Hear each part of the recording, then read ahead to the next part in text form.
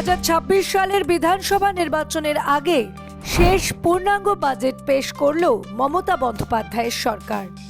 4% DA বৃদ্ধির পাশাপাশি পঞ্চায়েতে ও গ্রামোন্নয়নে এবার বরাদ্দ করা হলো 44,000 কোটি টাকা। এছাড়াও ঘাটাল মাস্টার প্ল্যানের জন্য রয়েছে বড় ঘোষণা। 2025-26 অর্থবর্ষের জন্য রাজ্যের বাজেট পেশ করেছেন রাজ্যের অর্থ দপ্তরের স্বাধীন দায়িত্বপ্রাপ্ত প্রতিমন্ত্রী চন্দ্রিমা ভট্টাচার্য। কোন খাতে কত টাকা দেখে নিন রাজ্য বাজেট বরাদ্দের পূর্ণাঙ্গ চিত্র। কৃষিজ বিপণন 2025-26 অর্থবর্ষে বরাদ্দ 426.01 কোটি টাকা। কৃষি 2025-26 অর্থবর্ষে বরাদ্দ 10,000.79 কোটি টাকা। প্রাণী সম্পদ উন্নয়ন 2025-26 অর্থবর্ষে বরাদ্দ 1,272.93 কোটি টাকা। অনগ্রসর শ্রেণী কল্যাণ 2025-26 অর্থবর্ষে বরাদ্দ 2,423.80 কোটি টাকা। উপভোক্তা বিষয়ক 2025-26 অর্থবর্ষে বরাদ্দ 139.70 কোটি টাকা।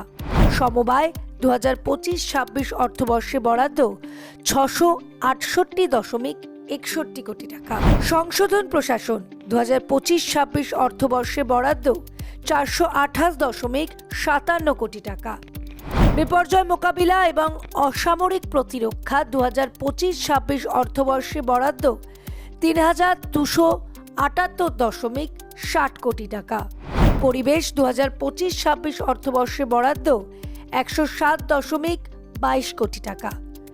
অগ্নি নির্বাপন ও জরুরি পরিষেবা 2025-26 অর্থবর্ষে বরাদ্দ 523.84 কোটি টাকা। মৎস্য 2025-26 অর্থবর্ষে বরাদ্দ 530.11 কোটি টাকা। খাদ্য ও সরবরাহ 2025-26 অর্থবর্ষে বরাদ্দ 9,944.37 কোটি টাকা।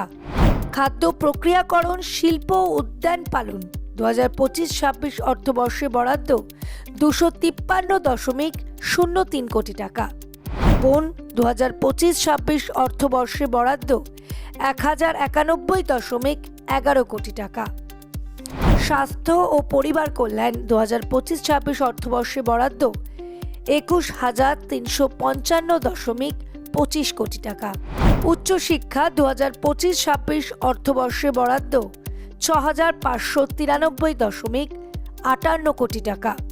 স্বরাষ্ট্র ও পার্বত্য বিষয়ক 2025-26 অর্থবর্ষে বরাদ্দ 14,817.67 কোটি টাকা। আবাসন 2025-26 অর্থবর্ষে বরাদ্দ 2,086.60 কোটি টাকা।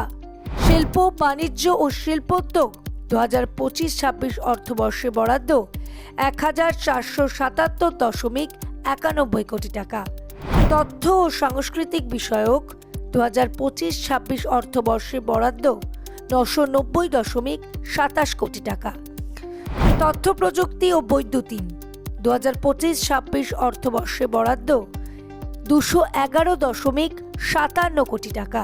সেচ ও জলপথ পরিবহন 2025-26 অর্থবর্ষে বরাদ্দ 4,153.84 কোটি টাকা। বিচার 2025-26 অর্থবর্ষে বরাদ্দ 1,697.44 কোটি টাকা। শ্রম 2025-26 অর্থবর্ষে বরাদ্দ 1,229.11 কোটি টাকা। ভূমি ও ভূমি সংস্কার এবং শরণার্থী ত্রাণ ও পুনর্বাসন 2025-26 অর্থবর্ষে বরাদ্দ 1,509.72 কোটি টাকা। আইন 2025-26 অর্থবর্ষে বরাদ্দ 21.98 কোটি টাকা। জনশিক্ষা প্রসার ও গ্রন্থাগার পরিষেবা 2025-26 অর্থবর্ষে বরাদ্দ 366.46 কোটি টাকা। ক্ষুদ্র ছোট ও মাঝারি শিল্পোদ্যোগ ও বস্ত্র 2025-26 অর্থবর্ষে বরাদ্দ 1,228.78 কোটি টাকা।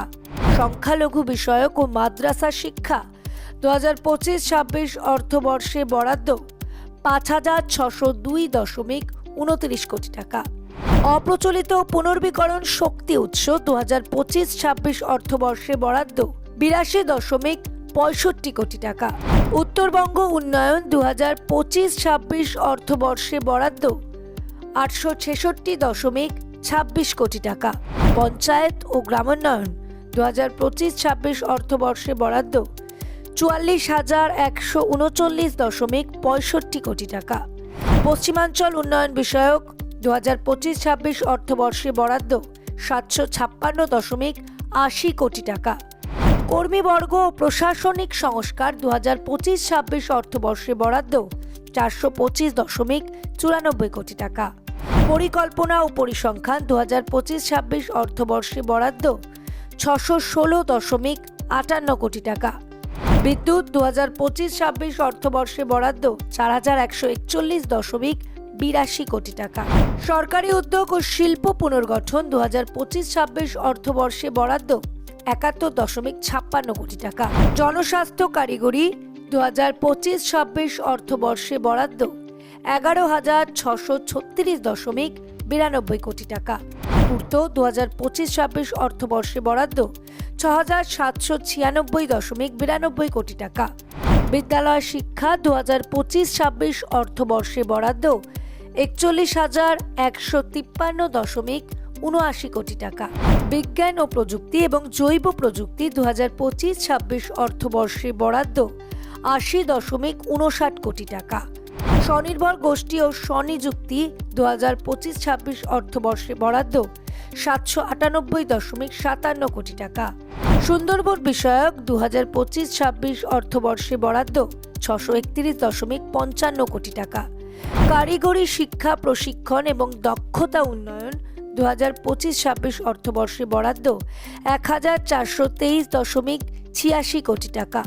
পর্যটন 2025-26 অর্থবর্ষে বরাদ্দ 523.98 কোটি টাকা।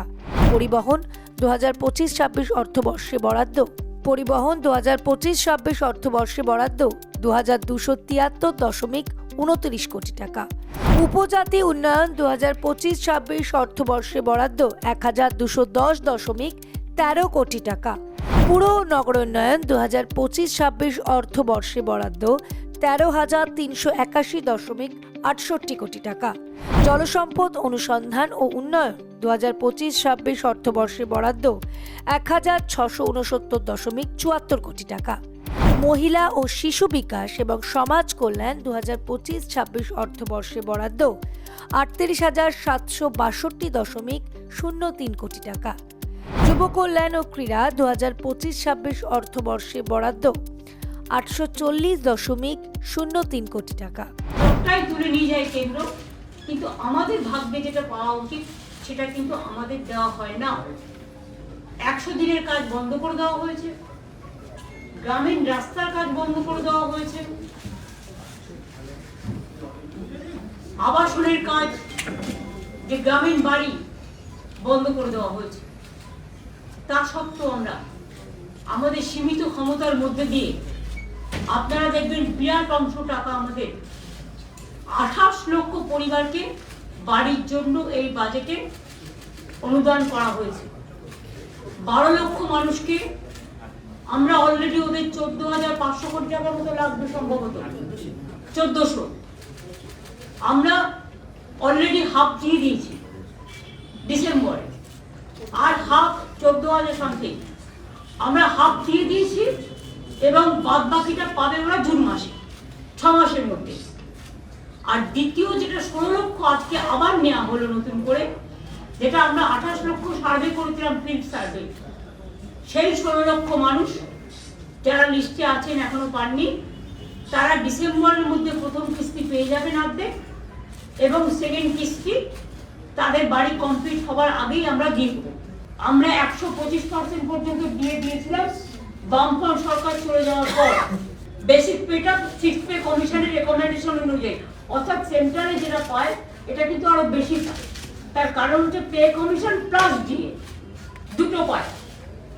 এইটাও আমরা নতুন করে 2024 সাল থেকে, এটা 2025-এর সবে ফেব্রুয়ারি মাস, আমরা এর মধ্যে 14% দিয়ে দিয়েছি, এবং আজকে আরো 4% দিয়ে দেওয়া হলো।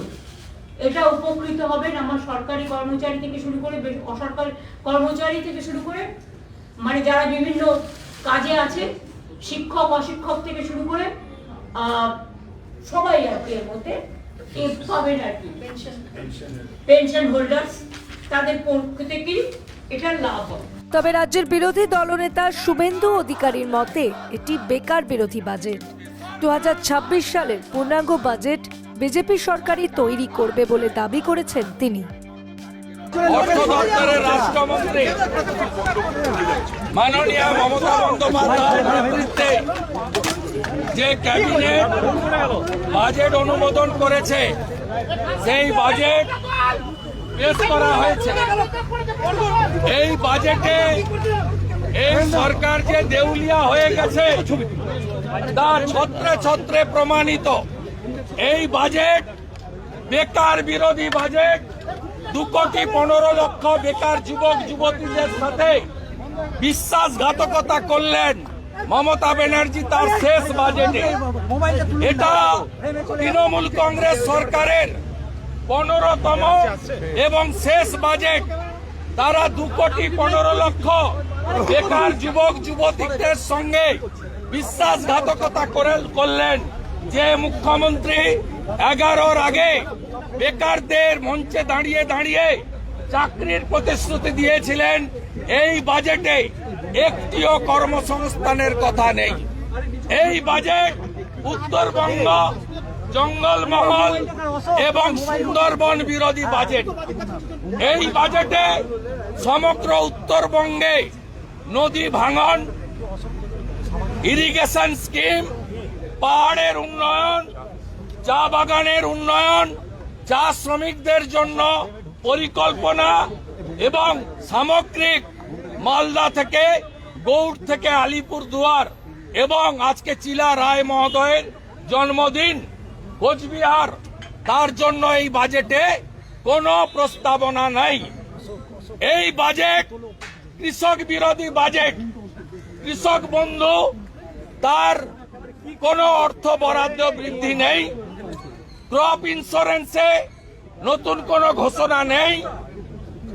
উচিত মূল্যে সার, পেট্রোল, ইলেকট্রিকে ভর্তুকি কৃষকদের দেওয়ার কোনো প্রস্তাব নেই।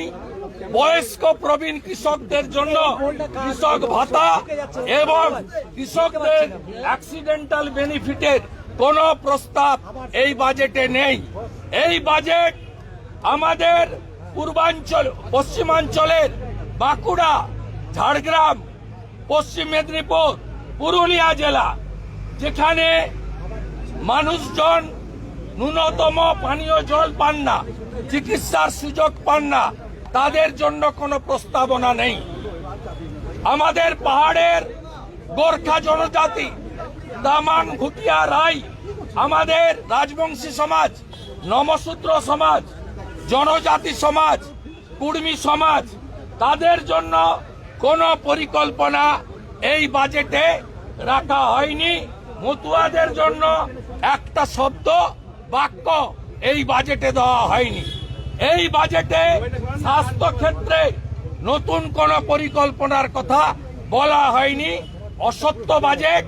এবং এরা সুন্দর সাগরে ব্রিজ করবেন, অমুক করবেন। আপনারা জানেন জাতীয় জলপথ, ইনল্যান্ড ওয়াটারওয়েজ, এই জাতীয় জলপথের ক্ষেত্রে কেন্দ্রীয় সরকারের এবং ইনল্যান্ড ওয়াটার অথরিটির, তাদেরই অথরিটি, হোল্ডার ব্রিজ ছাড়া ব্রিজ করা যায় না। তাদের এই বাজেটের যে প্রতিশ্রুতি, 26 সালে নির্বাচনের আগে একটা কাজও কমপ্লিট করতে পারবে না।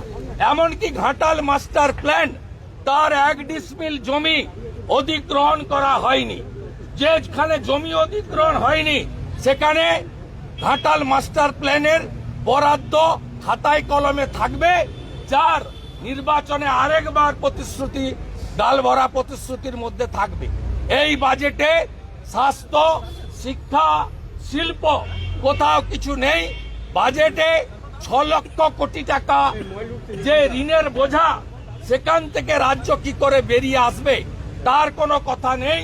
বিধায়ক এলাকা উন্নয়ন তহবিলের মাত্র 60 লক্ষ টাকা বরাদ্দ। বাজেটের তীব্র সমালোচনা করেন সিপিআইএম রাজ্য সম্পাদক মোহাম্মদ সেলিমও। তিনিও এই বাজেটকে জনবিরোধী ও বেকার বিরোধী বাজেট বলে কটাক্ষ করেন। রাজ্যের ঋণের হার যেভাবে বাড়ছে তার তীব্র সমালোচনাও করেন সেলিম। আজকে রাজ্য বাজেট পেশ হলো, তুই যা হয় গত এক দশকে বেশি সময় ধরে দেখে আসছি, দিশাহীন এবং রাজ্যের যা দশা, মানুষের যা দুর্দশা, সেটা কাটানোর কোনো অভিপ্রায় নেই। কিন্তু বুজুর্গি আছে, যথারীতি মুখ্যমন্ত্রীও পরে সাংবাদিকদের তাই করেছেন। প্রথমত ঋণ বাড়ছে, যা বাজেটে নিজে প্রজেকশন ছিল এবছর যা ঋণ দাঁড়াবে তার থেকে বেশি ঋণ দাঁড়ালো। তারপরে বলা হচ্ছে বাজার থেকে 81 লক্ষ কোটি টাকা ঋণ নেওয়া হবে এবং এই আর্থিক বছরের শেষে যা ঋণ দাঁড়াবে সেটা হচ্ছে এই সরকার আসার সময় যা ছিল তার 4 গুণ। তাহলে এত ঋণ করে কি হচ্ছে, কোথায় যাচ্ছে, বাধ্যবাধকতা কী? এবং বাজার থেকে বেশি সুদে ঋণটা নেওয়া হচ্ছে শুধু শখ আহ্লাদ মেটানোর জন্য।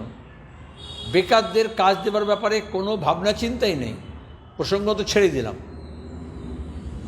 কত কর্মসংস্থান হলো, কত করার পরিকল্পনা আছে, তার বিন্দু বিসর্গ জানাননি। এমনকি আবাস যোজনা নেই, জানি এত দুর্নীতি নিয়ে এত হইচই হচ্ছে। ওরা বললেন কেন্দ্রীয় টাকা দেবে না, রাজ্যের বাজেট থেকে হবে। এখন বলছেন আমি অর্ধেক টাকা বাজারে ছেড়ে দিয়েছি, কিন্তু তাতে দুর্নীতি বেড়েছে। মানুষের ঘর তো কমপ্লিট হচ্ছে না, অসম্পূর্ণ ঘর পড়ে আছে, ইনস্টলমেন্ট অসম্পূর্ণ হয়ে পড়ে আছে। আর যাদের ঘর পাওয়ার কথা, গৃহহীন মানুষ এবং ঝুপড়ি করে আছেন, ত্রিপল দিয়ে আছেন, চট লাগিয়ে দিয়ে আছেন, এরকম মানুষের সংখ্যা বাড়ছে। তাহলে রাজ্যের আবাস যোজনা কেন ফেল হলো এ ব্যাপারে মুখ্যমন্ত্রী কোনো কথা নেই, শুধু টাকার অঙ্ক দিয়ে বোঝাবেন। নতুন কলকারখানার কোনো দিশা নেই। এই তো সাবমিট করে এলেন, তা তিনি বলতে পারতেন এত কোটি টাকার বিনিয়োগ হলো, এতজনের কর্মনিয়োগ হলো, এতগুলো নতুন কলকারখানা আগামী কয়েক মাসের মধ্যে।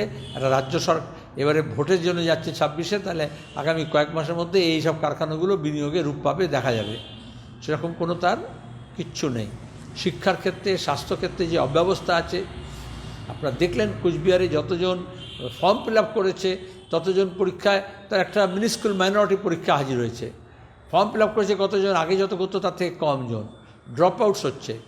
এদিকে স্কুলের পর স্কুল বন্ধ হয়ে যাচ্ছে, ছাত্র নেই, শিক্ষক নেই। সেই ব্যাপারে কোনো দৃঢ় পদক্ষেপ নেননি। অন্যদিকে বলছেন আমি ডিএ বাড়িয়ে দিচ্ছি 4%। আচ্ছা, ডিএ নিয়ে এত আন্দোলন হলো, এত সংগ্রাম হলো, এত মামলা মোকদ্দমা কেস প্রতিদিন চলছে, লক্ষ লক্ষ টাকা খরচ করছেন শুধু মোকদ্দমা লড়ার জন্য, কিন্তু বকেয়া ডিএর হার কিছুতেই কমছে না। তিনি শুধু গ্যাপটাকে ভরার চেষ্টা করছেন, কিন্তু যে বকেয়া আছে সেটা দিচ্ছেন না। 2026 সালের বিধানসভা নির্বাচনের আগে মমতা বন্দ্যোপাধ্যায় সরকারের শেষ বাজেট, তাই জনমোহিনী প্রকল্প লক্ষ্মীর ভাণ্ডারের আওতায় টাকা বাড়ানো হবে বলে জল্পনা ছিল। কিন্তু বুধবার পশ্চিমবঙ্গ বিধানসভায় যে বাজেট পেশ হলো তাতে লক্ষ্মীর ভাণ্ডার প্রকল্পে টাকা বাড়ানো হলো না। রাজ্য সরকারের এই সিদ্ধান্ত যথেষ্ট তাৎপর্যপূর্ণ বলে মনে করা হচ্ছে। Bureau report, revolution Bengal.